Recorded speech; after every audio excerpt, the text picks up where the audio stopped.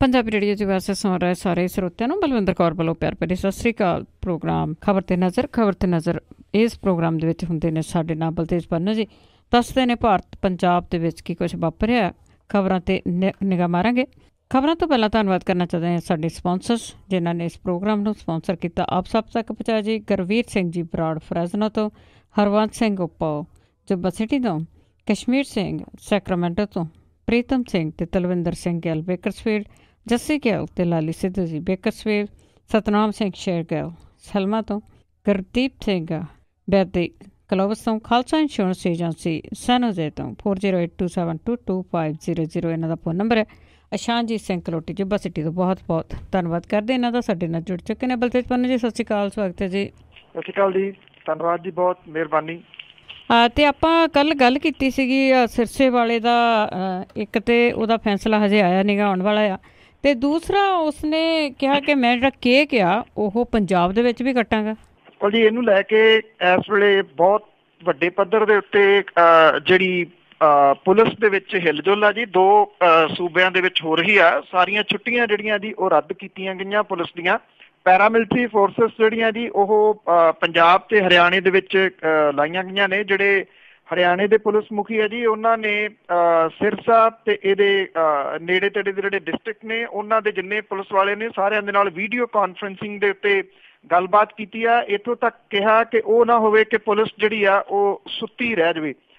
ਜਿਹੜੇ ਇਹਦੇ ਨਾਮ ਚਰਚਾ ਘਰ ਨੇ ਉਹਨਾਂ ਦੇ ਉੱਤੇ ਪੁਲਿਸ ਵੱਡੀ ਗਿਣਤੀ ਦੇ ਵਿੱਚ ਜਿਹੜੀ ਆ ਜੀ ਉਹ ਲਾਈ ਗਈ ਆ। ਇਹ ਥੋੜ੍ਹੀ ਜਿਹੀ ਸਮਝ ਤੋਂ ਪਰੇ ਵਾਲੀ ਜਿਹੜੀ ਆ ਉਹ ਗੱਲ ਲੱਗਦੀ ਆ, ਕਿਉਂਕਿ ਇੱਕ ਪਾਸੇ ਤਾਂ ਇਹ ਕਿਹਾ ਜਾ ਰਿਹਾ ਕਿ ਉਹਦੇ ਜਿਹੜੇ ਪ੍ਰੇਮੀ ਆ ਉਹ ਕੋਈ ਗੜਬੜ ਕਰ ਸਕਦੇ ਆ, ਫੈਸਲਾ ਉਹਦੇ ਉਲਟ ਆਉਂਦਾ। ਫਿਰ ਜਿਹੜੇ ਉਹਦੇ ਨਾਮ ਚਰਚਾ ਘਰ ਹੈ ਉਹਨਾਂ ਦੇ ਉੱਤੇ ਪੁਲਿਸ ਜਿਹੜੀ ਆ ਜੀ ਉਹ ਜ਼ਿਆਦਾ ਕਿਉਂ ਲਾ ਦਿੱਤੀ ਗਈ ਇਹ ਨਹੀਂ ਪਤਾ ਜੀ। ਜਿਹੜਾ ਡੇਰੇ ਦਾ ਮੁਖੀ ਆ ਗੁਰਮੀਤ ਰਾਮ ਰਹੀਮ, ਉਹ ਇਸ ਸਭ ਕਾਸੇ ਤੋਂ ਬੇਪਰਵਾਹ ਵਿਖਾਉਣ ਦੀ ਆਪਣੇ ਆਪ ਨੂੰ ਕੋਸ਼ਿਸ਼ ਜਿਹੜੀ ਆ ਜੀ ਉਹ ਕਰ ਰਿਹਾ। ਉਹਦਾ ਜਿਹੜਾ 50ਵਾਂ ਜਨਮ ਦਿਨ ਆ ਉਹ 10 ਤੋਂ 16 ਅਗਸਤ ਤੱਕ ਜਿਹੜਾ ਜੀ ਉਹ ਮਨਾਇਆ ਗਿਆ। ਡੇਰੇ ਦੇ ਨੇੜੇ ਤੇੜੇ ਹੁਣ ਇਹ ਕੋਸ਼ਿਸ਼ ਜਿਹੜੀ ਆ ਜੀ ਉਹ ਕੀਤੀ ਜਾ ਰਹੀ ਆ ਕਿ ਇਹਨੂੰ ਪੰਜਾਬ ਦੇ ਵਿੱਚ ਵੀ ਜਿਹੜਾ ਉਹ ਮਨਾਇਆ ਜਾਵੇ। ਬਠਿੰਡੇ ਦਾ ਜਿਹੜਾ ਪ੍ਰਸ਼ਾਸਨ ਹੈ ਜੀ ਉਹਨੇ ਡੇਰਾ ਸਰਸਾ ਦੇ ਮੁਖੀ ਦੀ ਪੰਜਾਬ ਦੀ ਸੰਭਾਵੀ ਫੇਰੀ ਵਾਲੇ ਮਾਮਲੇ ਦੇ ਉੱਤੇ ਪੁਲਿਸ ਤੋਂ ਜਿਹੜੀ ਆ ਉਹ ਰਿਪੋਰਟ ਮੰਗੀ ਆ। ਡੇਰੇ ਦੇ ਜਿਹੜੇ ਪ੍ਰੇਮੀ ਨੇ ਉਹਨਾਂ ਨੇ ਜਿਹੜੀ ਆ ਜੀ ਪ੍ਰਸ਼ਾਸਨ ਨੂੰ ਕਿਹਾ ਸੀਗਾ ਕਿ ਉਹ ਡੇਰੇ ਦੇ ਵਿੱਚ ਇੱਥੇ ਆਉਣਾ ਚਾਹੁੰਦੇ ਨੇ, ਉਹਦੇ ਜਸ਼ਨਾਂ ਨੂੰ ਜਿਹੜਾ ਇੱਥੇ ਮਨਾਇਆ ਜਾਣਾ। ਜਿਹੜੇ ਪ੍ਰਸ਼ਾਸਨ ਵਾਲੇ ਨੇ, ਡਿਪਟੀ ਕਮਿਸ਼ਨਰ SSP, ਉਹ ਕਹਿੰਦੇ ਨੇ ਇਹਦੇ ਉੱਤੇ ਕੋਈ ਤਰੀਕ ਨਹੀਂ ਹੈ ਜਿਹੜੀ ਐਪਲੀਕੇਸ਼ਨ ਦਿੱਤੀ ਆ। ਜੇ ਤਰੀਕ ਹੋਵੇ ਤੇ ਫਿਰ ਉਹ ਜਿਹੜਾ ਜੀ ਉਹ ਦੱਸ ਸਕਦੇ ਆ ਪੁਲਿਸ ਤੋਂ ਜਿਹੜੀ ਜਾਣਕਾਰੀ ਲੈ ਕੇ ਕਿ ਉਦੋਂ ਪ੍ਰਬੰਧ ਜਿਹੜੇ ਆ ਜੀ ਉਹ ਕੀਤੇ ਜਾ ਸਕਦੇ ਆ ਜਾਂ ਨਹੀਂ। ਵੈਸੇ ਇਹਦੀ ਪਰਮਿਸ਼ਨ ਮਿਲਣ ਦੇ ਚਾਂਸਸ ਜਿਹੜੇ ਆ ਜੀ ਬਹੁਤ ਘੱਟ ਦਿੰਦੇ ਆ। ਉਹਦਾ ਕਾਰਨ ਇਹ ਆ ਕਿ ਇੱਕ ਤਾਂ ਜਿਹੜੀ ਜੀ ਇਹ ਫੈਸਲੇ ਦੀ ਤਰੀਕ ਆ ਉਹ 25 ਤਰੀਕ ਮਿੱਥੀ ਆ। ਜਿਹੜੀ ਪੰਚਕੂਲਾ ਦੀ ਵਿਸ਼ੇਸ਼ CBI ਦੀ ਅਦਾਲਤ ਆ ਉਹਨੇ, ਔਰ ਉਸ ਦਿਨ ਉਹਨੇ ਡੇਰੇ ਦੇ ਮੁਖੀ ਨੂੰ ਨਿੱਜੀ ਤੌਰ ਤੇ ਪੇਸ਼ ਹੋਣ ਦੇ ਵਾਸਤੇ ਹੁਕਮ ਜਿਹੜੇ ਆ ਉਹ ਦਿੱਤੇ ਆ। ਇਹ ਅਜੇ ਕੁਝ ਦਿਨਾਂ ਦੇ ਵਿੱਚ ਇਹਦੀ ਪਰਮਿਸ਼ਨ ਨਹੀਂ ਮਿਲੂਗੀ ਜਿਹੜੀ ਮਾਲਵੇ ਦੇ ਖੇਤਰ ਦੇ ਵਿੱਚ, ਕਿਉਂਕਿ ਪੁਲਿਸ ਜਿਹੜੀ ਆ ਜੀ ਉਹ ਬਾਕੀ ਪ੍ਰਬੰਧਾਂ ਦੇ ਵਿੱਚ ਲੱਗੀ ਹੋਈ ਆ। ਔਰ ਇਸ ਤਰ੍ਹਾਂ ਦਾ ਰਿਸਕ ਜਿਹੜਾ ਉਹ ਪੰਜਾਬ ਦੀ ਸਰਕਾਰ ਜਾਂ ਪੰਜਾਬ ਦੀ ਪੁਲਿਸ ਜਿਹੜੀ ਆ ਉਹ ਨਹੀਂ ਲਊਗੀ ਕਿ ਕੋਈ ਟਕਰਾਓ ਜਿਹੜਾ ਜੀ ਉਹ ਹੋਵੇ। ਬਹੁਤਾ ਜਿਹੜਾ ਇੰਤਜ਼ਾਮ ਹੈ ਹਰਿਆਣੇ ਦੀ ਪੁਲਿਸ ਦਾ ਉਹ ਇਸ ਚੀਜ਼ ਦੇ ਉੱਤੇ ਲੱਗਿਆ ਰਹੂਗਾ ਕਿ 25 ਤਰੀਕ ਨੂੰ ਉਹਨੂੰ ਨਿੱਜੀ ਤੌਰ ਦੇ ਉੱਤੇ ਪੇਸ਼ ਹੋਣ ਦੇ ਹੁਕਮ ਨੇ, ਉਦੋਂ ਸੁਰੱਖਿਆ ਦੇ ਪੁਖਤਾ ਪ੍ਰਬੰਧ ਜਿਹੜੇ ਆ ਜੀ ਉਹ ਕੀਤੇ ਜਾਣ। ਬੇਸ਼ੱਕ ਕੱਲ੍ਹ ਵੀ ਵੀਡੀਓ ਕਾਨਫਰੰਸਿੰਗ ਦੇ ਰਾਹੀਂ ਡੇਰੇ ਵਾਲਾ ਜਿਹੜਾ ਸੀਗਾ ਜੀ ਉਹ ਪੇਸ਼ ਨਹੀਂ ਹੋਇਆ, ਪਰ ਜਿਹੜੇ ਡੇਰੇ ਦੇ ਪ੍ਰੇਮੀ ਸੀਗੇ ਉਹ ਪੰਚਕੂਲੇ ਦੀ ਵਿਸ਼ੇਸ਼ ਅਦਾਲਤ ਦੇ ਬਾਹਰ ਬੈਠੇ ਰਹੇ ਜੀ ਸ਼ਾਮ ਤੱਕ, ਜਦੋਂ ਤੱਕ ਇਹ ਕਾਰਵਾਈ ਚੱਲਦੀ ਰਹੀ ਜੀ। ਅਤੇ ਅੱਗੇ ਆਪਾਂ ਪੰਜਾਬ ਸਰਕਾਰ ਦੀ ਜੇ ਗੱਲ ਕਰੀਏ, ਕਰਜ਼ਾ ਮਾਫੀ ਨੂੰ ਲੈ ਕੇ ਬੜੇ ਹੱਥ ਕੰਡੇ ਮਾਰੇ ਆ, ਤਾਂ ਹੁਣ ਅਖੀਰ ਦੇ ਵਿੱਚ ਉਹਨਾਂ ਦੀ ਸਾਰੀ ਨਿਗਾਹ ਟਿਕੀ ਹੋਈ ਆ ਕੇਂਦਰ 'ਤੇ। ਬਿਲਕੁਲ ਜੀ, ਜਿਹੜੀ ਕੇਂਦਰ ਦੀ ਸਰਕਾਰ ਹੈ ਉਹਨੇ ਪੰਜਾਬ ਨੂੰ ਇਸ ਵੇਲੇ ਇਹ ਆਰਥਿਕ ਜ਼ਿੰਮੇਵਾਰੀ ਬਜਟ ਪ੍ਰਬੰਧ ਐਕਟ ਦੇ ਵਿੱਚ ਛੋਟ ਦੇਣ ਦੇ ਸੰਕੇਤ ਜਿਹੜੇ ਆ ਜੀ ਉਹ ਦਿੱਤੇ ਆ, ਜਿਹਦੇ ਨਾਲ ਸੂਬੇ ਦੇ ਕਿਸਾਨਾਂ ਦਾ ਕਰਜ਼ਾ ਮਾਫ ਹੋਣ ਦੇ ਅਸਾਰ ਸਰਕਾਰੀ ਸੂਤਰਾਂ ਦੇ ਅਨੁਸਾਰ ਜਿਹੜੇ ਆ ਜੀ ਉਹ ਬਣਨਗੇ। ਵਿੱਤ ਮੰਤਰਾਲੇ ਨੇ ਵਿੱਤੀ ਜ਼ਿੰਮੇਵਾਰੀ ਤੇ ਬਜਟ ਪ੍ਰਬੰਧ ਐਕਟ ਦੇ ਵਿੱਚ ਸੋਧ ਦਾ ਮਾਮਲਾ ਕੇਂਦਰੀ ਵਜ਼ਾਰਤ ਦੀ ਮੀਟਿੰਗ ਦੇ ਵਿੱਚ ਰੱਖਣ ਦਾ ਹੁੰਗਾਰਾ ਭਰਿਆ। ਐਕਟ ਦੇ ਵਿੱਚ ਸੋਧ ਹੋਣ ਦੇ ਨਾਲ ਪੰਜਾਬ ਹੋਰ ਕਰਜ਼ਾ ਲੈ ਕੇ ਸੂਬੇ ਦੇ ਕਿਸਾਨਾਂ ਦਾ 9600 ਕਰੋੜ ਰੁਪਏ ਦਾ ਕਰਜ਼ਾ ਮੁਆਫ ਕਰਨ ਦੀ ਸਥਿਤੀ ਦੇ ਵਿੱਚ ਹੋਊਗਾ। ਮੁੱਖ ਮੰਤਰੀ ਦੇ ਜਿਹੜੇ ਸੂਤਰ ਨੇ ਉਹਨਾਂ ਨੇ ਇਹਦੀ ਪੁਸ਼ਟੀ ਜਿਹੜੀ ਹੈ ਜੀ ਉਹ ਕੀਤੀ ਆ। ਰਾਜ ਸਰਕਾਰ ਨੇ ਕੁਝ ਹੋਰ ਜਿਹੜੀਆਂ ਵਿੱਤੀ ਸੰਸਥਾਵਾਂ ਨੇ ਉਹਨਾਂ ਤੋਂ ਕਰਜ਼ਾ ਲੈਣ ਦੀ ਗੱਲ ਵੀ ਤੋਰੀ ਸੀ, ਪਰ ਮਾਮਲਾ ਐਕਟ ਤੇ ਆ ਕੇ ਰੁਕ ਗਿਆ। ਮੁੱਖ ਮੰਤਰੀ ਕੈਪਟਨ ਅਮਰਿੰਦਰ ਸਿੰਘ ਹੋਰਾਂ ਨੇ 8 ਤਰੀਕ ਨੂੰ ਪ੍ਰਧਾਨ ਮੰਤਰੀ ਤੇ ਵਿੱਤ ਮੰਤਰੀ ਦੇ ਨਾਲ ਮੁਲਾਕਾਤ ਜਿਹੜੀ ਕੀਤੀ ਸੀ, ਇਹਦੇ ਵਿੱਚ ਸੋਧ ਦਾ ਮਾਮਲਾ ਜਿਹੜਾ ਜੀ ਉਹ ਉਠਾਇਆ ਸੀ। ਦੇਖੋ ਹੁਣ ਮੰਤਰੀ ਮੰਡਲ ਦੇ ਵਿੱਚ ਜਿਹੜਾ ਇਹ ਜਾ ਰਿਹਾ, ਇਹ ਕਿਹਾ ਜਾ ਰਿਹਾ ਹੈ ਕਿ ਜੇ ਸੈਂਟਰ ਦੀ ਸਰਕਾਰ ਇਹਦੇ ਵਿੱਚ ਸੋਧ ਕਰਦੀ ਆ ਤੇ ਫਿਰ ਜਿਹੜੇ ਬਾਕੀ ਰਾਜ ਨੇ ਉਹ ਵੀ ਮੰਗਣਗੇ ਕਿ ਉਹਨਾਂ ਨੂੰ ਵੀ ਵੱਧ ਜਿਹੜਾ ਜੀ ਉਹ ਕਰਜ਼ਾ ਦਿੱਤਾ ਜਾਵੇ ਜੀ। ਔਰ ਇਹ ਜਿਹੜਾ ਜੀ ਕਿਹਾ ਜਾ ਰਿਹਾ ਹੈ ਕਿ ਮੁੱਖ ਮੰਤਰੀ ਹੋਰਾਂ ਨੇ ਸੈਂਟਰ ਦੀ ਸਰਕਾਰ ਨੂੰ ਇਹ ਕਿਹਾ ਸੀਗਾ ਕਿ ਜੇ ਕਿਸਾਨਾਂ ਨੂੰ ਖੁਦਕੁਸ਼ੀਆਂ ਦੇ ਵਰਤਾਰੇ ਤੋਂ ਬਾਹਰ ਨਾ ਕੱਢਿਆ ਗਿਆ ਤਾਂ ਕਿਸਾਨਾਂ ਦੇ ਗੈਰ ਸਮਾਜੀ ਅਨਸਰਾਂ ਦੇ ਵਿੱਚ ਸ਼ਾਮਲ ਹੋਣ ਦਾ ਖਤਰਾ ਜਿਹੜਾ ਜੀ ਉਹ ਖੜਾ ਹੋ ਸਕਦਾ ਹੈ ਤੇ ਇਹ ਸਥਿਤੀ ਦਾ ਲਾਹਾ ਜਿਹੜੀਆਂ ਜੀ ਉਹ ਵੱਖਵਾਦੀ ਤਾਕਤਾਂ ਲੈ ਸਕਦੀਆਂ ਨੇ। ਔਰ ਪੰਜਾਬ ਸਰਹੱਦੀ ਸੂਬਾ ਹੈ, ਇਸ ਕਰਕੇ ਕੇਂਦਰ ਸਰਕਾਰ ਨੂੰ ਇਸ ਸਥਿਤੀ ਨੂੰ ਧਿਆਨ ਦੇ ਵਿੱਚ ਰੱਖਦਿਆਂ ਸੂਬੇ ਦੀ ਮਦਦ ਜਿਹੜੀ ਆ ਉਹ ਕਰਨੀ ਚਾਹੀਦੀ ਆ। ਹੁਣ ਪੰਜਾਬ ਜਿਹੜਾ ਜੀ ਉਹ ਆਪਣਾ ਕੇਸ ਤਿਆਰ ਕਰਕੇ ਭੇਜ ਰਿਹਾ, ਬਣ ਗਿਆ ਹੋਇਆ ਜੀ ਸਾਰੇ ਦਾ ਸਾਰਾ, ਉੱਥੇ ਸਬਮਿਟ ਕਰਵਾਇਆ ਜਿਹੜਾ ਜੀ ਉਹ ਜਾਊਗਾ। ਸਵਾਲ ਇਹ ਆ ਕਿ ਜੇ ਸੈਂਟਰ ਦੀ ਸਰਕਾਰ ਇੰਨਾ ਹੀ ਜਿਹੜਾ ਜੀ ਉਹ ਸੋਚਦੀ ਕਿ ਇਹ ਸਰਹੱਦੀ ਸੂਬਾ ਇੱਥੇ ਹਾਲਾਤ ਜਿਹੜੇ ਜੀ ਖਰਾਬ ਹੋ ਸਕਦੇ ਆ ਤੇ ਇੱਕ ਦਿਨ ਪਹਿਲਾਂ ਲਿਆ ਗਿਆ ਫੈਸਲਾ ਜਿਹਦੇ ਵਿੱਚ ਪਹਾੜੀ ਰਾਜਾਂ ਨੂੰ ਸਹੂਲਤਾਂ ਜਿਹੜੀਆਂ ਸੀਗੀਆਂ ਉਹ 2027 ਤੱਕ ਮਿਲ ਗਈਆਂ ਨੇ, ਉਹ ਇਹਦੇ ਬਾਰੇ ਦੇ ਵਿੱਚ ਜ਼ਰੂਰ ਜਿਹੜਾ ਜੀ ਉਹ ਸੋਚਦੀ ਕਿ ਕੁਝ ਇੰਡਸਟਰੀ ਜਿਹੜੀ ਹੈ ਜੀ ਇੱਥੇ ਵੀ ਆਵੇ ਤੇ ਸੂਬਾ ਜਿਹੜਾ ਜੀ ਉਹ ਥੋੜਾ ਬਹੁਤਾ ਪੈਰਾਂ ਸਿਰ ਹੋਵੇ। ਬਹੁਤੀ ਜ਼ਿਆਦਾ ਉਮੀਦ ਜਿਹੜੀ ਹੈ ਜੀ ਉਹ ਸੈਂਟਰ ਦੀ ਸਰਕਾਰ ਤੋਂ ਇਸ ਮਾਮਲੇ ਦੇ ਵਿੱਚ ਕੀਤੀ ਨਹੀਂ ਜਾ ਸਕਦੀ। ਜੀ ਜੀ ਬਿਲਕੁਲ। ਤੇ ਇਸ ਦੇ ਨਾਲ ਲੱਗਦੀ ਜੇ ਗੱਲ ਕਰੀਏ ਖਜ਼ਾਨੇ ਨੂੰ ਲੈ ਕੇ ਤੇ ਖਾਲੀ ਪੀਪਾ ਖੜਕ ਰਿਹਾ ਜੀ ਸਰਕਾਰ ਦਾ। ਜੀ 5 ਮਹੀਨਿਆਂ ਤੋਂ ਬਾਅਦ ਵੀ ਜਿਹੜੀ ਪਿਛਲੀ ਬਾਦਲ ਦੀ ਸਰਕਾਰ ਸੀਗੀ ਜੀ ਉਹਦੇ ਵਾਂਗੂ ਰਾਜ ਦੇ ਖਜ਼ਾਨਾ ਦਫ਼ਤਰਾਂ ਦੇ ਉੱਤੇ ਅਣਐਲਾਨੀ ਪਾਬੰਦੀ ਲਾਗੂ ਹੈ। ਮੁਲਾਜ਼ਮਾਂ ਤੇ ਪੈਨਸ਼ਨਰਾਂ ਸਣੇ ਜਿਹੜੇ ਵਰਗ ਨੇ ਉਹ ਖਜ਼ਾਨਾ ਦਫ਼ਤਰ ਦੇ ਵਿੱਚ ਅਦਾਇਗੀਆਂ ਰੁਕਣ ਕਰਕੇ ਡਾਢੇ ਪਰੇਸ਼ਾਨ ਨੇ। ਕੈਪਟਨ ਸਰਕਾਰ ਵੀ ਪਿਛਲੀ ਬਾਦਲ ਸਰਕਾਰ ਵਾਂਗ ਹੀ ਜ਼ਿਲ੍ਹਾ ਅਫਸਰਾਂ ਨੂੰ ਜ਼ੁਬਾਨੀ ਫਰਮਾਨ ਜਾਰੀ ਕਰਕੇ ਅਦਾਇਗੀਆਂ ਜਿਹੜੀਆਂ ਉਹ ਰੋਕ ਰਹੀ ਆ। ਇਸ ਪਾਬੰਦੀ ਦੇ ਨਾਲ ਸਭ ਤੋਂ ਵੱਧ ਪ੍ਰਭਾਵਿਤ ਪਿਛਲੇ ਸਮੇਂ ਦੇ ਦੌਰਾਨ ਰਿਟਾਇਰ ਹੋਏ ਮੁਲਾਜ਼ਮ ਜਿਹੜੇ ਨੇ। ਰਿਟਾਇਰ ਹੋਏ ਮੁਲਾਜ਼ਮਾਂ ਦੀਆਂ ਅਦਾਇਗੀਆਂ ਸੰਬੰਧੀ 16 ਮਈ 17 ਤੋਂ ਲੈ ਕੇ ਹੁਣ ਤੱਕ ਦੇ ਬਿੱਲ ਖਜ਼ਾਨਾ ਦਫ਼ਤਰਾਂ ਦੇ ਵਿੱਚ ਪੈਂਡਿੰਗ ਪਏ ਨੇ। ਜੀਪੀ ਫੰਡ ਦੀ ਫਾਈਨਲ ਪੇਮੈਂਟ ਦੇ ਬਿੱਲ ਵੀ ਜਿਹੜੇ ਆ ਜੀ ਉਹ ਜੂਨ 17 ਤੋਂ ਖਜ਼ਾਨਾ ਦਫ਼ਤਰਾਂ ਦੇ ਵਿੱਚ ਪੈਂਡਿੰਗ ਨੇ। ਮੁਲਾਜ਼ਮਾਂ ਤੇ ਅਧਿਕਾਰੀਆਂ ਦੇ ਬਕਾਇਆ ਬਿੱਲ ਜਿਹੜੇ ਨੇ ਪਿਛਲੇ 10 ਮਹੀਨਿਆਂ ਤੋਂ ਕਿਸੇ ਕੰਢੇ ਨਹੀਂ ਲੱਗੇ। ਪਿਛਲੀ ਬਾਦਲ ਸਰਕਾਰ ਨੇ ਮੁਲਾਜ਼ਮਾਂ ਦੇ ਡੀਏ, ਏਸੀਪੀ ਤੇ ਹੋਰ ਬਕਾਇਆ ਦੇ 30 ਸਤੰਬਰ 16 ਤੱਕ ਦੇ ਬਿੱਲਾਂ ਦੀ ਅਦਾਇਗੀ 22 ਫਰਵਰੀ 17 ਨੂੰ ਹੁਕਮ ਜਿਹੜੇ ਆ ਜੀ ਉਹ ਜਾਰੀ ਕੀਤੇ ਸੀਗੇ। ਪਰ 1 ਅਕਤੂਬਰ 16 ਤੋਂ ਲੈ ਕੇ ਹੁਣ ਤੱਕ ਖਜ਼ਾਨਾ ਦਫ਼ਤਰਾਂ ਦੇ ਵਿੱਚ ਪਹੁੰਚੇ ਬਕਾਇਆਂ ਦੇ ਬਿੱਲ ਅਜੇ ਤੱਕ ਜਿਹੜੇ ਆ ਜੀ ਉਹ ਪੈਂਡਿੰਗ ਪਏ ਆ। ਸਰਕਾਰ ਦੇ ਵੱਲੋਂ ਜਿਹੜੇ ਜੀ ਬਿਨਾਂ ਐਲਾਨ ਕੀਤੇ ਤੋਂ ਖਜ਼ਾਨਾ ਦਫ਼ਤਰਾਂ ਦੇ ਵਿੱਚ ਜੀਪੀਐਫ ਐਡਵਾਂਸ ਦੇ ਬਿੱਲ 1 ਜੂਨ 17 ਤੋਂ ਰੋਕੇ ਹੋਏ ਆ। ਮੌਜੂਦਾ ਸਰਕਾਰ ਨੇ ਮੈਡੀਕਲ ਬਿੱਲਾਂ ਸੰਬੰਧੀ ਜਿਹੜੀ ਸੀ ਦਿਆਲਤਾ ਦਿਖਾਉਂਦਿਆਂ 15 ਜੁਲਾਈ 17 ਤੱਕ ਦੇ ਬਿੱਲ ਪਾਸ ਕੀਤੇ ਸੀਗੇ।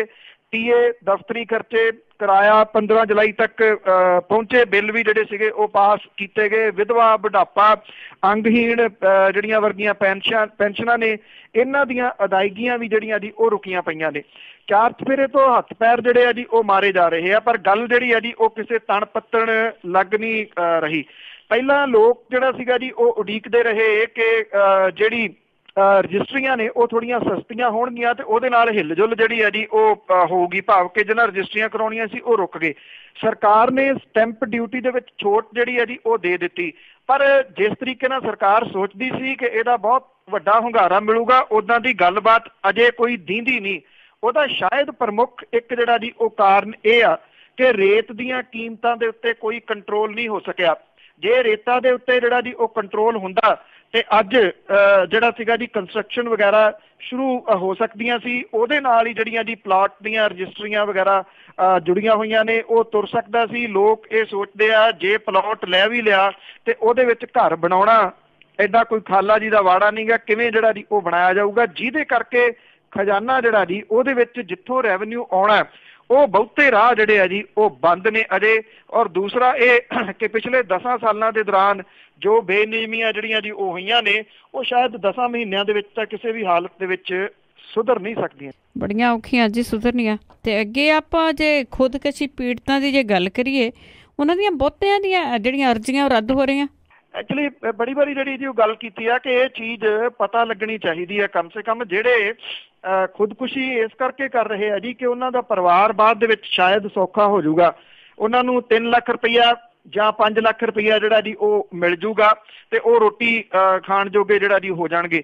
ਇਹ ਜਿਹੜੀ ਰਿਪੋਰਟ ਆ ਜੀ ਇਹ ਬਿਲਕੁਲ ਜਿਹੜੇ ਅਸਲ ਦੇ ਵਿੱਚ ਸਥਿਤੀ ਜਿਹੜੀ ਆ ਉਹ ਸਾਹਮਣੇ ਲਿਆ ਰਹੀ ਹੈ ਕਿ ਇਹ ਐਡਾ ਸੌਖਾ ਨਹੀਂ ਗਾ ਕਿ ਕੋਈ ਖੁਦਕੁਸ਼ੀ ਕਰ ਗਿਆ ਤੇ ਉਹਦੇ ਪਰਿਵਾਰ ਨੂੰ ਜਿਹੜਾ ਜੀ ਬਾਅਦ ਦੇ ਵਿੱਚ ਇਹ ਜਿਹੜੀ ਮਦਦ ਆ ਉਹ ਮਿਲ ਜਾਂਦੀ ਆ।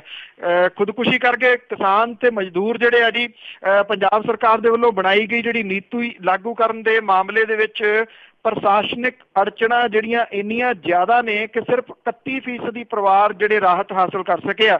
ਪੰਜਾਬ ਦੇ ਵਿੱਚ 59% ਅਰਜ਼ੀਆਂ ਰੱਦ ਕਰ ਦਿੱਤੀਆਂ ਗਈਆਂ ਨੇ, 59%। ਇਹ ਜਿਹੜੀ ਸੁਖਵਿੰਦਰ ਸੁਖ ਸਰਕਾਰੀਆ ਦੀ ਅਗਵਾਈ ਦੇ ਵਿੱਚ ਵਿਧਾਨ ਸਭਾ ਕਮੇਟੀ ਬਣੀ ਆ, ਇਹਦੇ ਵੱਲੋਂ ਪਰਿਵਾਰਾਂ ਦੀ ਹਾਲਤ ਤੇ ਰਾਏ ਜਾਣਨ ਦੇ ਵਾਸਤੇ ਜਿਹੜਾ ਬਠਿੰਡਾ ਮਾਨਸਾ ਦਾ ਜਿਹੜਾ ਦੌਰਾ ਕੀਤਾ ਜਾ ਰਿਹਾ ਜੀ। ਸਰਕਾਰ ਨੇ ਅਪ੍ਰੈਲ 14 ਦੇ ਵਿੱਚ ਖੁਦਕੁਸ਼ੀ ਪੀੜਤ ਪਰਿਵਾਰਾਂ ਦੀ ਰਾਹਤ ਨੀਤੀ ਦੇ ਤਹਿਤ ਜ਼ਿਲ੍ਹੇ ਦੇ ਡਿਪਟੀ ਕਮਿਸ਼ਨਰਾਂ ਦੀ ਅਗਵਾਈ ਦੇ ਹੇਠ 5 ਮੈਂਬਰੀ ਕਮੇਟੀਆਂ ਬਣਾਈਆਂ ਸੀਗੀਆਂ। 3 ਸਾਲਾਂ ਦੇ ਦੌਰਾਨ ਰਾਜ ਪੱਧਰੀ ਕਮੇਟੀਆਂ ਕੋਲੇ 1783 ਅਰਜ਼ੀਆਂ ਆਈਆਂ। ਇਹਦੇ ਵਿੱਚੋਂ 561 ਪਰਿਵਾਰਾਂ ਨੂੰ 2 ਜਾਂ 3 ਲੱਖ ਰੁਪਏ ਦੀ ਸਹਾਇਤਾ ਮਿਲੀ। 1047 ਅਰਜ਼ੀਆਂ ਰੱਦ ਕਰ ਦਿੱਤੀਆਂ ਗਈਆਂ।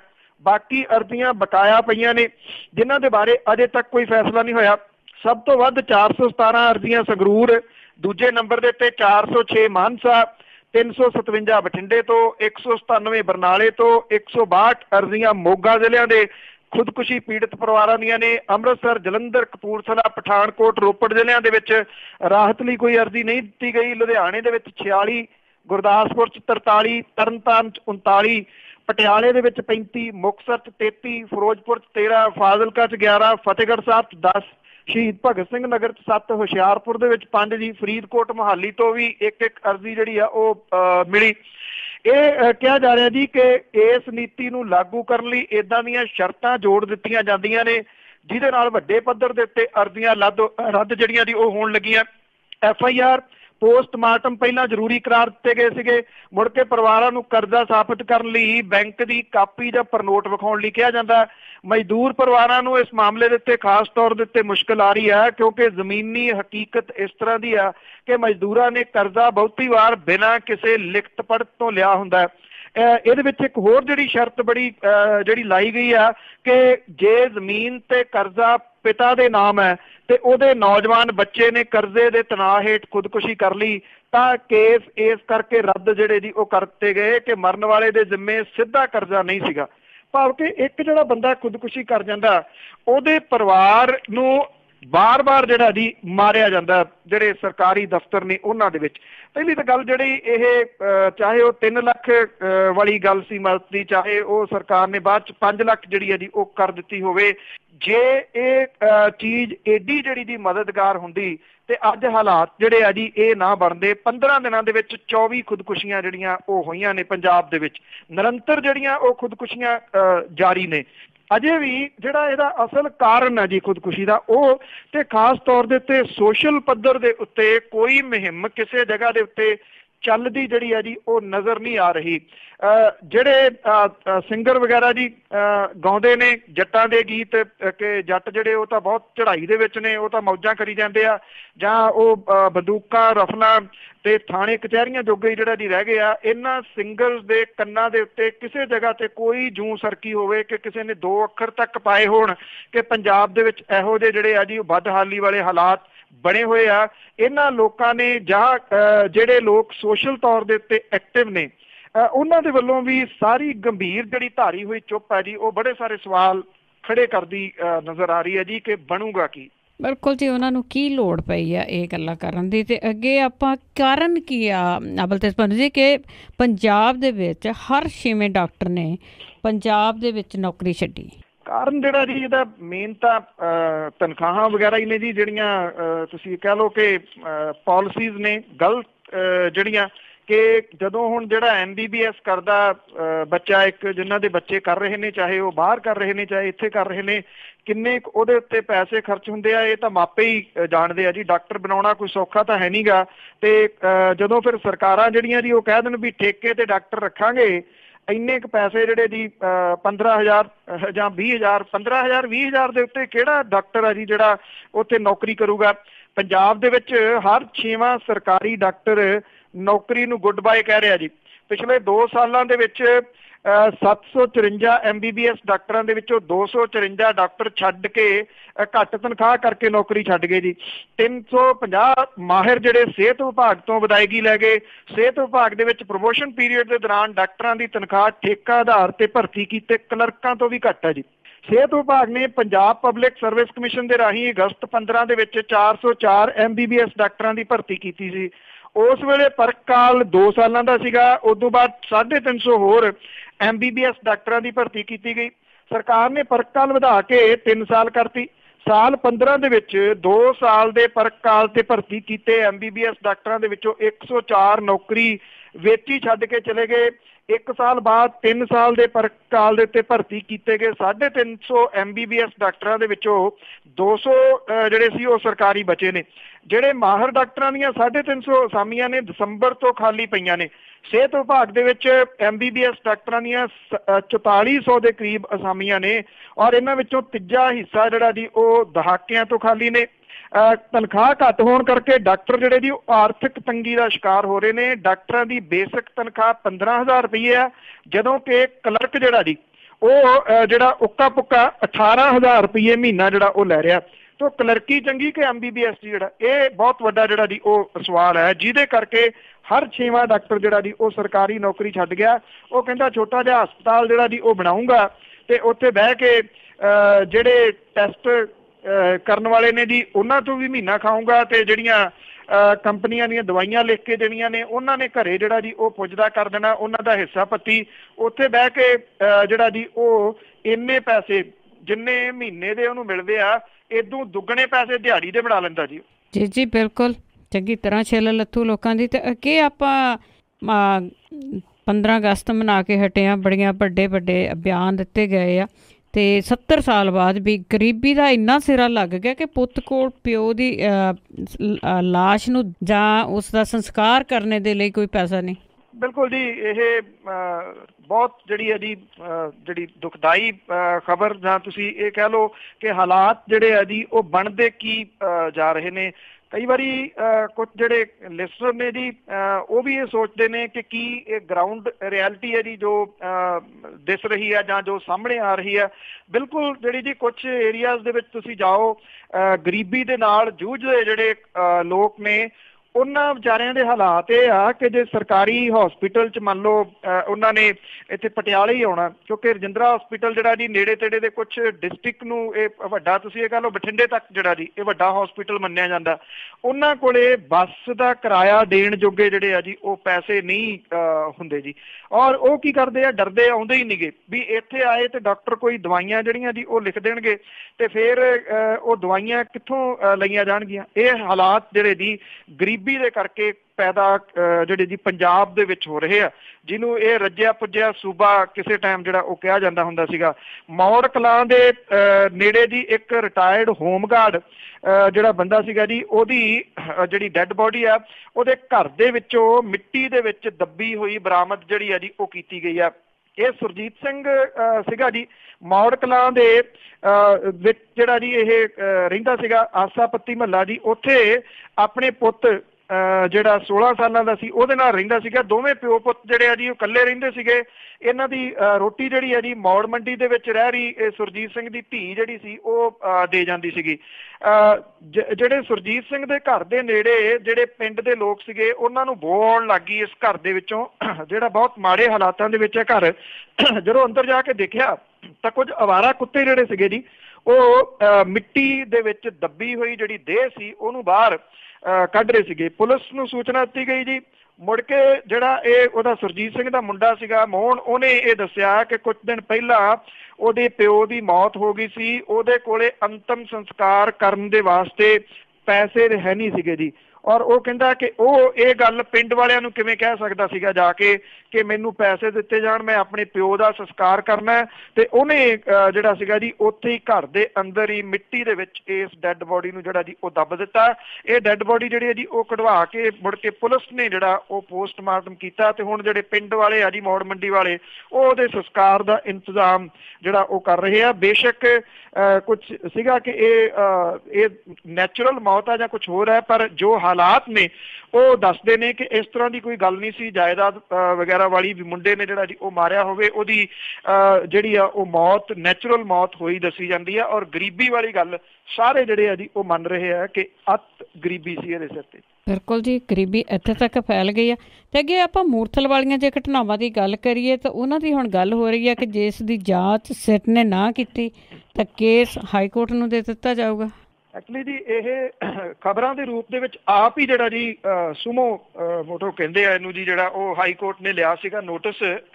ਔਰ ਜਾਟ ਰਾਖਵਾਂਕਰਨ ਅੰਦੋਲਨ ਦੇ ਦੌਰਾਨ ਮੂਰਥਲ ਦੇ ਖੇਤਾਂ ਦੇ ਵਿੱਚ ਜਿਹੜੀਆਂ ਵਾਪਰੀਆਂ ਜਿਹੜੀਆਂ ਘਟਨਾਵਾਂ ਸੀਗੀਆਂ, ਇਹਦੇ ਬਾਰੇ ਦੇ ਵਿੱਚ ਜਿਹੜੀ ਸਪੈਸ਼ਲ ਇਨਵੈਸਟੀਗੇਸ਼ਨ ਟੀਮ ਹੈ ਉਹਨੇ 1 ਮਹੀਨੇ ਦੇ ਦੌਰਾਨ ਹਾਈ ਕੋਰਟ ਨੇ ਕਿਹਾ ਕਿ ਜੇ ਠੋਸ ਸੁਰਾਗ ਨਾ ਲਾ ਸਕੀ ਤਾਂ ਜਾਂਚ CBI ਹਵਾਲੇ ਕਰਨ ਦੇ ਬਾਰੇ ਸੋਚਿਆ ਜਾ ਸਕਦਾ ਹੈ। ਅਦਾਲਤ ਨੇ ਸਾਫ਼ ਕਿਹਾ ਕਿ ਇਹਨਾਂ ਘਟਨਾਵਾਂ ਤੋਂ ਕੋਈ ਕੁਛ ਕਰੇ ਜਾਂ ਨਾ ਕਰੇ, ਅਦਾਲਤ ਅੱਖਾਂ ਨਹੀਂ ਮੀਟ ਸਕਦੀ ਜੀ। ਜਿੱਥੋਂ ਇਹ ਲੱਗ ਰਿਹਾ ਜੀ ਕਿ ਅਦਾਲਤ ਜਿਹੜੀ ਆ ਇਸ ਮਾਮਲੇ ਦੇ ਉੱਤੇ ਕੰਟੀਨਿਊਸ ਸਖਤ ਹੈ ਔਰ ਇਹ ਸੋਚਦੀ ਹੈ ਕਿ ਇਹ ਅਸਲੀਅਤ ਸਾਹਮਣੇ ਆਉਣੀ ਚਾਹੀਦੀ ਆ। ਹਾਈ ਕੋਰਟ ਦੇ ਜਸਟਿਸ SS ਸਾਰੋਂ ਤੇ ਜਸਟਿਸ ਅਵਨੀਸ਼ ਝਿੰਗਣ ਨੇ ਕਿਹਾ ਜੀ ਕਿ ਅਦਾਲਤ ਜਿਹੜੀਆਂ ਦੀ ਇਹਨਾਂ ਘਟਨਾਵਾਂ ਵਾਪਰਨ ਸੰਬੰਧੀ ਆਪਣੀਆਂ ਅੱਖਾਂ ਮੀਚ ਨਹੀਂ ਸਕਦਾ ਜੀ। ਅਦਾਲਤ ਨੇ ਕਿਹਾ ਕਿ ਘਟਨਾ ਤੋਂ ਜਿਹੜੇ ਘਟਨਾ ਵਾਲੀਆਂ ਜਗ੍ਹਾ ਤੋਂ ਮਿਲੇ ਜਿਹੜੇ ਸੀਗੇ ਜੀ ਕੱਪੜੇ ਵਗੈਰਾ ਤੇ ਗਵਾਹ ਬੌਬੀ ਜੋਸ਼ੀ ਦੇ ਬਿਆਨ ਤੋਂ ਸਾਫ਼ ਹੈ ਕਿ ਉੱਥੇ ਬਹੁਤ ਕੁਛ ਅਨਹੋਣਾ ਜਿਹੜਾ ਸੀ ਉਹ ਵਾਪਰਿਆ।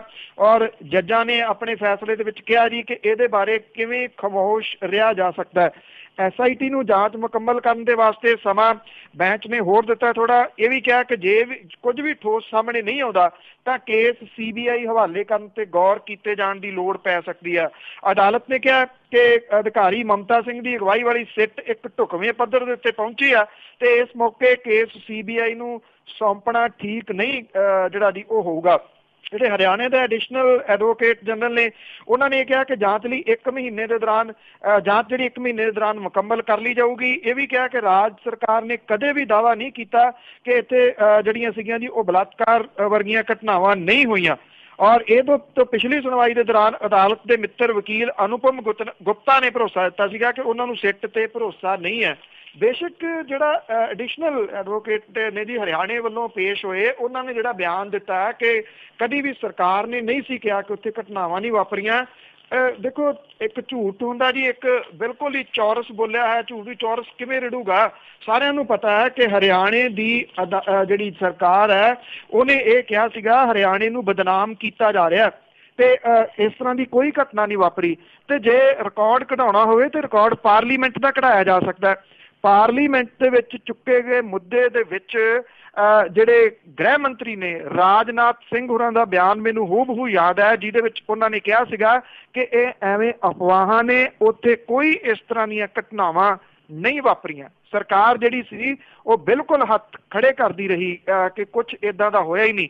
ਇਹ ਤਾਂ ਬਾਅਦ ਦੇ ਵਿੱਚ ਕੁਝ ਚਿੱਠੀਆਂ, ਕੁਝ ਵੀਡੀਓ ਜਿਹੜੀਆਂ ਦੀ ਉਹ ਸਾਹਮਣੇ ਆ ਗਈਆਂ, ਜਿਹਦਾ notice Punjab Haryana high court ਨੇ ਆਪ ਜਿਹੜਾ ਜੀ ਲਿਆ ਤਾਂ ਘਟਨਾਵਾਂ ਪਤਾ ਲੱਗਣ ਲੱਗੀਆਂ ਜੀ। ਹੁਣ ਐਡਵੋਕੇਟ ਜਨਰਲ ਵੀ ਮੰਨ ਰਹੇ ਨੇ ਕਿ ਅਸੀਂ ਤਾਂ ਕਦੀ ਕਿਹਾ ਹੀ ਨਹੀਂ ਕਿ ਉੱਥੇ ਇਸ ਤਰ੍ਹਾਂ ਦੀਆਂ ਘਟਨਾਵਾਂ ਨਹੀਂ ਵਾਪਰੀਆਂ। ਬਿਲਕੁਲ ਜੀ, ਹੋਇਆ ਤਾਂ ਬਹੁਤ ਕੁਛ ਆ ਪਰ ਪੈਰਾਂ ਤੇ ਪਾਣੀ ਨਹੀਂ ਪੈਣ ਦਿੰਦੇ। ਤੇ ਅੱਗੇ ਆਪਾਂ ਭਾਜਪਾ ਦੇ ਜੇ ਟਾਕਰੇ ਦੀ ਗੱਲ ਕਰੀਏ, ਜਿਸ ਤਰ੍ਹਾਂ ਦੀ ਹੱਥ ਚੱਕੀ ਹੋਈ ਆ ਤੇ 12 ਪਾਰਟੀਆਂ ਨੇ ਹੱਥ ਮਿਲਾਏ। ਬਿਲਕੁਲ ਜੀ, ਕਾਂਗਰਸ ਸਣੇ 12 ਤੋਂ ਵੱਧ ਵਿਰੋਧੀ ਪਾਰਟੀਆਂ ਨੇ ਭਾਜਪਾ ਖਿਲਾਫ ਸਾਂਝੀ ਲੜਾਈ ਲੜਨ ਦੇ ਵਾਸਤੇ ਹੱਥ ਜਿਹੜੇ ਆ ਜੀ ਉਹ ਮਿਲਾਏ ਆ। ਕਾਂਗਰਸ ਦੇ ਮੀਤ ਪ੍ਰਧਾਨ ਰਾਹੁਲ ਗਾਂਧੀ ਨੇ ਸਰਕਾਰ ਦੇ ਉੱਤੇ ਦੋਸ਼ ਲਾਇਆ ਕਿ ਉਹ ਆਪਣੇ ਵਾਅਦੇ ਪੂਰੇ ਕਰਨ ਤੋਂ ਭੱਜ ਰਹੀ ਆ। ਵਿਰੋਧੀ ਧਿਰ ਦੀ ਏਕਤਾ ਦਾ ਮੰਚ ਜਿਹੜਾ ਸੀਗਾ ਜੀ ਸਾਂਝੀ ਵਿਰਾਸਤ ਬਚਾਓ, ਜਿਹਦੀ ਮੇਜ਼ਬਾਨੀ ਜਨਤਾ ਦਲ ਯੂ ਦੇ ਬਾਗੀ ਆਗੂ ਸ਼ਰਦ ਯਾਦਵ ਨੇ ਕੀਤੀ। ਉਹਦੇ 'ਚ ਕਾਂਗਰਸ ਤੋਂ ਇਲਾਵਾ CPM, CPI, ਸਮਾਜਵਾਦੀ ਪਾਰਟੀ, ਬਸਪਾ, RJD, NCP, national conference, Janata Dal S ਤੇ RLD ਦੇ ਨੁਮਾਇੰਦੇ ਜਿਹੜੇ ਸੀਗੇ। ਬੈਠਕ ਦੇ ਵਿੱਚ ਡਾਕਟਰ ਮਨਮੋਹਨ ਸਿੰਘ ਹੋਰੀ, CPM ਦੇ ਸੀਤਾਰਾਮ ਯੇਚਰੀ, CPI ਦੇ ਡੀ ਰਾਜਾ, ਨੈਸ਼ਨਲ ਕਾਨਫਰੰਸ ਦੇ ਫਾਰੂਕ ਅਬਦੁੱਲਾ ਹਾਜ਼ਰ ਸੀਗੇ। ਰਾਹੁਲ ਗਾਂਧੀ ਨੇ ਕਿਹਾ ਕਿ ਪ੍ਰਧਾਨ ਮੰਤਰੀ ਕਹਿੰਦੇ ਨੇ ਕਿ ਉਹ ਸਵੱਛ ਭਾਰਤ ਬਣਾਉਣਾ ਚਾਹੁੰਦੇ ਨੇ, ਪਰ ਅਸੀਂ ਸੱਚਾ ਭਾਰਤ ਜਿਹੜਾ ਜੀ ਉਹ ਚਾਹੁੰਦੇ ਆ।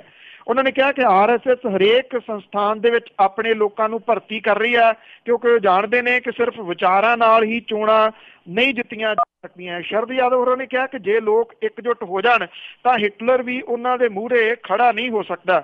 CPM ਦੇ ਜਿਹੜੇ ਯੇਚਰੀ ਸੀਗੇ, ਉਹਨਾਂ ਨੇ ਕਿਹਾ ਕਿ ਦੇਸ਼ ਦੇ ਸੱਭਿਆਚਾਰਕ ਤਾਣੇ ਬਾਣੇ ਨਾਲ ਛੇੜਖਾਨੀ ਕਰਕੇ ਭਾਰਤ ਨੂੰ ਹਿੰਦੂ ਰਾਸ਼ਟਰ ਬਣਾਉਣ ਦੀ ਕੋਸ਼ਿਸ਼ ਜਿਹੜੀ ਆ ਉਹ ਕੀਤੀ ਜਾ ਰਹੀ ਹੈ। ਕਾਂਗਰਸ ਆਗੂ ਅਹਿਮਦ ਪਟੇਲ ਨੇ ਸ਼ਰਦ ਯਾਦਵ ਨੂੰ ਸਰਕਾਰ ਨਾਲ ਲੜਨ ਲਈ ਕਾਰਜ ਯੋਜਨਾ ਤਿਆਰ ਕਰਨ ਵਾਸਤੇ ਕਿਹਾ। ਉਧਰ ਭਾਜਪਾ ਆਗੂ ਜਿਹੜੇ ਰਵੀ ਸ਼ੰਕਰ ਪ੍ਰਸਾਦ ਨੇ, ਉਹਨੇ ਕਿਹਾ ਕਿ ਵਿਰਾਸਤ ਨੂੰ ਸੰਭਾਲਣ ਦੀਆਂ ਗੱਲਾਂ ਹੋ ਰਹੀਆਂ ਨੇ, ਪਰ ਕੇਰਲਾ ਦੇ ਵਿੱਚ CPM ਵਰਕਰਾਂ ਦੇ ਵੱਲੋਂ RSS ਵਰਕਰ ਦੀ ਸ਼ਰੇਆਮ ਹੱਤਿਆ ਕਰ ਦਿੱਤੀ ਜਾਂਦੀ ਆ।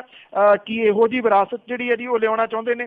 ਪਰ ਇਹਨਾਂ ਹੈ ਜੀ ਕਿ ਇਹ 12 ਜਾਂ ਇਸ ਤੋਂ ਉੱਪਰ ਵਾਲੀਆਂ ਜਿਹੜੀਆਂ ਪਾਰਟੀਆਂ ਨੇ, ਖਾਸ ਤੌਰ ਦੇ ਉੱਤੇ ਇਹਦਾ ਅਰੇਂਜ ਸ਼ਰਦ ਯਾਦਵ ਦੇ ਵੱਲੋਂ ਕੀਤੇ ਜਾਣਾ ਜਿਹੜਾ ਇਸ ਪਾਸੇ ਵੱਲ ਨੂੰ ਇਸ਼ਾਰਾ ਕਰ ਗਿਆ ਕਿ ਇਹ ਜਿਹੜਾ ਗੱਠਜੋੜ ਸੀਗਾ ਉਹ ਇੱਕ ਨਵੇਂ ਰੂਪ ਦੇ ਵਿੱਚ ਉੱਭਰੂਗਾ, ਜਿਹਦੇ ਵਿੱਚ ਸ਼ਰਦ ਯਾਦਵ ਦੀ ਜਿਹੜੀ ਡਿਊਟੀ ਆ, ਉਹਦੀ ਭੂਮਿਕਾ ਜਿਹੜੀ ਆ ਉਹ ਵੱਡੀ ਹੋ ਸਕਦੀ ਆ। ਸ਼ਰਦ ਯਾਦਵ ਹੋਰਾਂ ਨੇ ਬਿਹਾਰ ਦੇ ਵਿੱਚ ਨੀਤਿਸ਼ ਕੁਮਾਰ ਹੋਰਾਂ ਨੇ ਜਿਵੇਂ ਜਿਹੜਾ ਜੀ ਉੱਥੋਂ ਲਾਲੂ ਪ੍ਰਸਾਦ ਯਾਦਵ ਦੀ ਪਾਰਟੀ ਤੋਂ ਪਾਸੇ ਹੋ ਕੇ ਭਾਰਤੀ ਜਨਤਾ ਪਾਰਟੀ ਦੀ ਹਮਾਇਤ ਲੈ ਕੇ ਸਰਕਾਰ ਬਦਲੀ ਆ, ਉਹਨਾਂ ਨੇ ਬਾਗੀ ਸੁਰਾਂ ਅਪਣਾ ਲਈਆਂ ਸੀ। ਇਹ ਕਿਹਾ ਸੀਗਾ ਕਿ ਪਾਰਟੀ ਦੇ ਨਾਲ ਕੋਈ ਸਮਝੌਤਾ ਜਿਹੜਾ ਸੀ ਗੱਲਬਾਤ ਇਹਦੀ ਨਹੀਂ ਕੀਤੀ ਗਈ।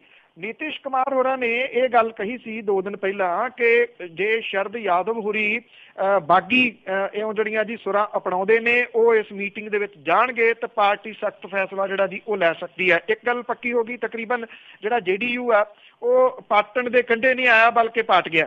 ਇਹ ਕਿਹਾ ਜਾ ਰਿਹਾ ਜੀ ਕਿ ਬਹੁ ਗਿਣਤੀ ਜਿਹੜੀ ਆ ਪਾਰਟੀ ਦੇ ਕਾਡਰ ਦੀ ਉਹ ਸ਼ਰਦ ਯਾਦਵ ਹੋਰਾਂ ਦੇ ਨਾਲ ਜਿਹੜਾ ਉਹ ਆ ਸਕਦੀ ਹੈ, ਜਿਹੜਾ ਕਿ ਨੀਤਿਸ਼ ਕੁਮਾਰ ਹੋਰਾਂ ਦੇ ਵਾਸਤੇ ਇੱਕ ਵੱਡਾ ਝਟਕਾ ਮੰਨਿਆ ਜਾਊਗਾ, ਕਿਉਂਕਿ ਬਿਹਾਰ ਤੋਂ ਬਾਅਦ ਇਹ ਜਿਹੜਾ ਗੱਠਜੋੜ ਆ ਜੀ ਉਹ ਉੱਤਰ ਪ੍ਰਦੇਸ਼ ਵੱਲ ਨੂੰ ਤੁਰ ਸਕਦਾ। ਇਹ 2 ਵੱਡੇ ਸੂਬੇ ਨੇ ਜਿਨ੍ਹਾਂ ਦਾ ਸਭ ਤੋਂ ਵੱਡਾ ਰੋਲ ਭਾਰਤ ਦੀ ਸਰਕਾਰ ਬਣਾਉਣ ਦੇ ਵਿੱਚ ਹੁੰਦਾ ਜੀ।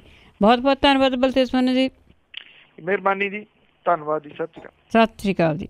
ਤੇ ਸਰੋਤੇ ਸਨ ਬਲਤੇਜ ਪੰਨੂ ਜੀ ਸਾਡੇ ਨਾਲ ਜੁੜਦੇ ਨੇ, ਕਰਦੇ ਨੇ ਖਬਰਾਂ। ਹੁਣ ਅੱਜ ਦਾ ਬੁਲਟਨ ਇੱਥੇ ਹੀ ਸਮਾਪਤ ਹੈ। ਅਗਲੇ ਬੁਲਟਨ ਤੱਕ ਬਲਵਿੰਦਰ ਕੌਰ ਵੱਲੋਂ ਆਪ ਸਭ ਨੂੰ ਹੀ ਪਿਆਰ ਭਰੀ ਸਤਿ ਸ਼੍ਰੀ ਅਕਾਲ।